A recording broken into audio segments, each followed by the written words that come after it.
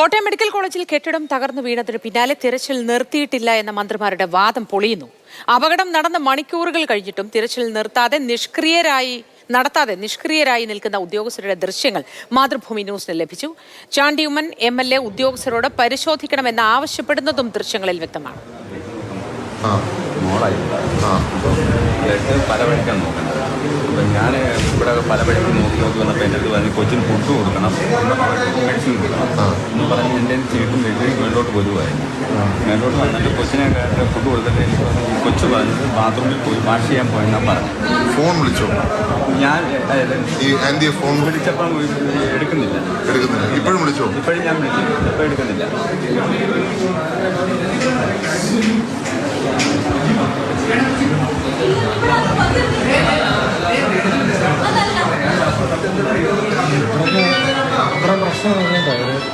ഇത്രയും പ്രശ്നം നടന്നിട്ട് അവര് ഒന്നും ഇല്ലെന്ന് പറഞ്ഞ രീതിയില്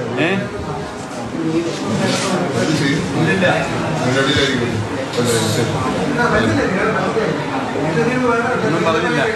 വേറെ എവിടെയും പോയതാണെങ്കിലും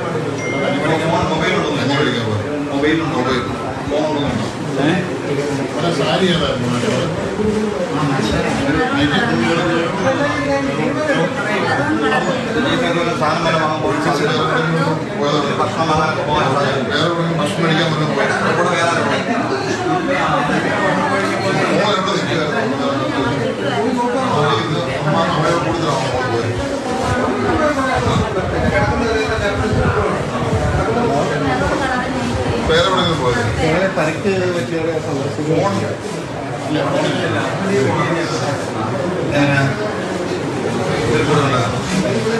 ആരും കേട്ട് വിടത്തില്ല.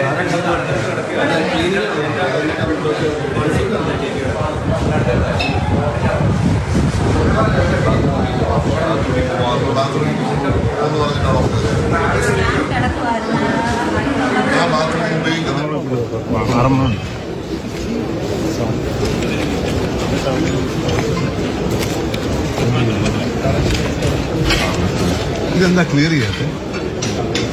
ആൾ കുടുങ്ങിയിട്ടുണ്ടോ എന്ന് അറിയണ്ടേ? കാരണം ആരെങ്കിലും ഒരാൾ കുടുങ്ങിയിട്ടുണ്ടോ ഇല്ലയോ എന്ന് പോലും നമുക്ക് അറിയത്തില്ല. എന്താ യുദ്ധകാലടിസ്ഥാനം ചെയ്യേണ്ട കാര്യമില്ലേ? നിങ്ങൾ അങ്ങനെ നോക്കണ്ട, നിലപാട് കൊണ്ടോട്ടെ. മാറ്റം ക്രമീകരണം ചെയ്യുക. ആൾക്കാർ ഇങ്ങനെ കൂടി നിന്നിട്ട് കാര്യമുണ്ടോ? കാരണം എന്താ ക്ലിയർ ചെയ്യാത്തതിന്റെ ഒരു ക്ലിയർ ചെയ്യാൻ പറ്റില്ല. സാറ് നോക്കിക്കേ, അത് കൂടുതൽ അപകടം ഉണ്ടാകാത്ത രീതിയിൽ ക്ലിയർ ചെയ്യണം. അതിനുവേണ്ടി ഫയർഫോഴ്സ് ചിത്രം വളരെ വ്യക്തമാണ്, എല്ലാവർക്കും മനസ്സിലായതാണ് അവിടെ എന്താണ് സംഭവിച്ചതെന്ന്. പക്ഷെ അതിനെയൊക്കെ നിഷേധിക്കുകയായിരുന്നു VN വാസവൻ ഇന്ന് രാവിലെയും ചെയ്തത്. പക്ഷേ ഇതോടുകൂടി ചിത്രം കുറച്ച് കൂടുതൽ വ്യക്തമായിരിക്കുന്നു. വിശദാംശങ്ങൾ എന്താണ് ഷിനോജ്?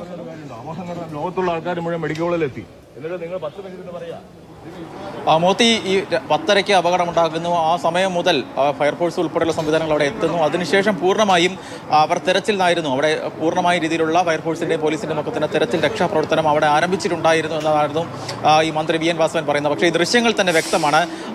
അവിടെ എത്തുന്ന ഫയർഫോഴ്സ് ഉദ്യോഗസ്ഥർ പലരും, അവിടെയുള്ള ആളുകളൊക്കെ ഫയർഫോഴ്സ് അതുപോലെ പോലീസ് സേനകളൊക്കെ തന്നെ അവരെ കൊണ്ട് ചെയ്യുന്നതിൽ ഒന്നും തന്നെ ഇല്ല. അതുകൊണ്ട് അവർ അവിടെ ഇങ്ങനെ നിന്ന് നോക്കി നിൽക്കുന്നുണ്ടായിരുന്നു. പ്രത്യേകിച്ച് അവിടേക്ക് എത്തുന്ന ആളുകളെ ക്രമീകരിച്ച് മാറ്റി നിർത്തുന്നുണ്ടായിരുന്നു. ആ തരത്തിൽ രക്ഷാപ്രവർത്തനവുമായി ബന്ധപ്പെട്ട് അവർ ഈ ഫയർഫോഴ്സ് അവിടെ ഒന്നും തന്നെ ചെയ്തിട്ടില്ല എന്നത് യാഥാർത്ഥ്യമാണ്. അത് സംസാരിക്കുന്ന തെളിവുകളാണ് ഇപ്പോൾ ഈ പുറത്ത് വന്നിരിക്കുന്ന ദൃശ്യങ്ങൾ എന്ന് പറയുന്നത്.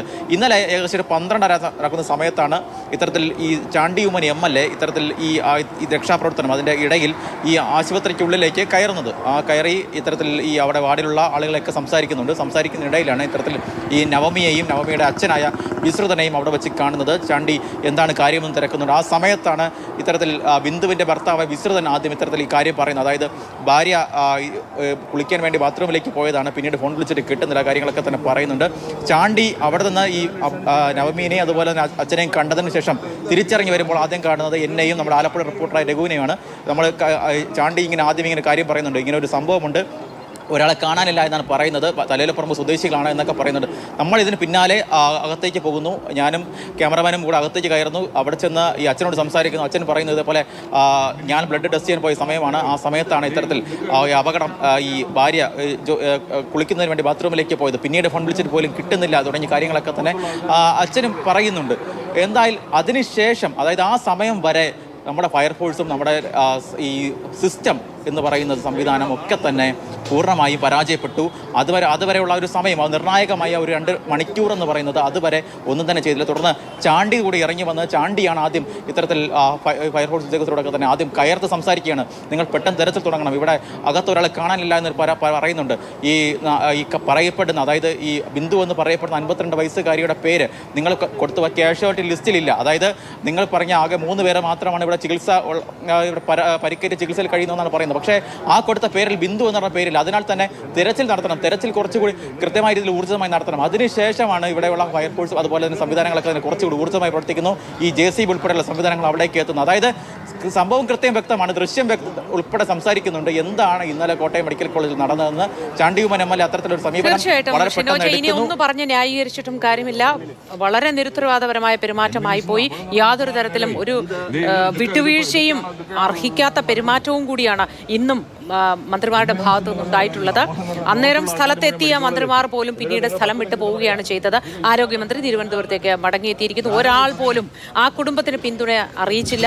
ആശുപത്രിയിൽ മുഖ്യമന്ത്രി എത്തിയിരുന്നു, മറ്റു മന്ത്രിമാർ എത്തിയിരുന്നു. അപ്പോൾ പോലും ആ കുടുംബത്തിനെ ഒന്ന് കാണാനോ 2 വാക്ക് സംസാരിക്കാനോ അവരുടെ ദുഃഖത്തിൽ പങ്കുചേരാനോ ഇവർക്ക് ആർക്കും മനസ്സ് വന്നില്ല. ഇനിയും മനുഷ്യത്വമുള്ളവരാണ് എന്ന് പറയരുത്, മേന് നടിക്കരുത്. വീണ്ടും വാർത്താ കുറിപ്പൊക്കെ ഇറക്കിയിട്ടുണ്ട്. ആരോഗ്യ വകുപ്പിന്റെ ചില നേട്ടങ്ങൾ ചൂണ്ടിക്കാണിച്ചുകൊണ്ടൊക്കെ ഇറക്കിയിട്ടുണ്ട്. പക്ഷേ അതുകൊണ്ടൊന്നും പിടിച്ചു നിൽക്കാൻ കഴിയുന്നതല്ല ഈ വീഴ്ച. അതിൽ എന്തു പറഞ്ഞും രക്ഷപ്പെടാൻ കഴിയില്ല എന്നത് വളരെ വ്യക്തമാണ്. ഈ ദൃശ്യങ്ങൾ, ഈ മാതൃഭൂമി ന്യൂസിലൂടെ പ്രേക്ഷകർ കാണുന്ന എക്സ്ക്ലൂസീവ് ദൃശ്യങ്ങൾ അതിന് തെളിവുമാണ്.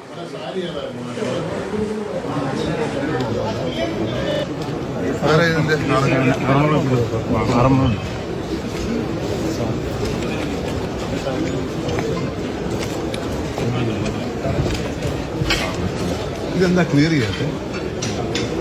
ആൾ കുടുങ്ങിയിട്ടുണ്ടോ എന്ന് അറിയണ്ടേ? കാരണം ആരെങ്കിലും ഒരാൾ കുടുങ്ങിയിട്ടുണ്ടോ ഇല്ലയോ എന്ന് പോലും നമുക്ക് അറിയത്തില്ല. എന്താ യുദ്ധകാലടിസ്ഥാനം ചെയ്യേണ്ട കാര്യമില്ലേ? നിങ്ങൾ അങ്ങനെ നോക്കണ്ട, നിലപാട് കൊണ്ടോട്ടെ. മാറ്റം ക്രമീകരണം ചെയ്യുക. ആൾക്കാർ ഇങ്ങനെ കൂടി നിന്നിട്ട് കാര്യമുണ്ടോ? കാരണം എന്താ കാരണം ക്ലിയർ ചെയ്യാത്ത? ക്ലിയർ ചെയ്യാൻ പറ്റില്ല. സാറ് നോക്കിക്കേ, ക്ലിയർ ചെയ്യാൻ അത് കൂടുതൽ